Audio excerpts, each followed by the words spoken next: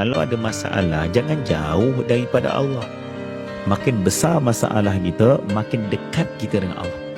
Makin kita dikecewakan, sepatutnya kita makin mencari Allah, bukan meninggalkan Allah. Syaitan sedaya upaya menguruskan hati kita supaya kita jauh dengan Allah. Faham?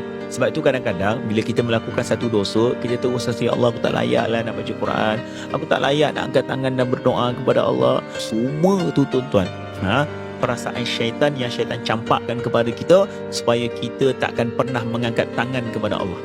Kenapa aku nak semayang, aku pun buat maksiat? Salah. Maksiat cerita lain. Solat jangan tinggal.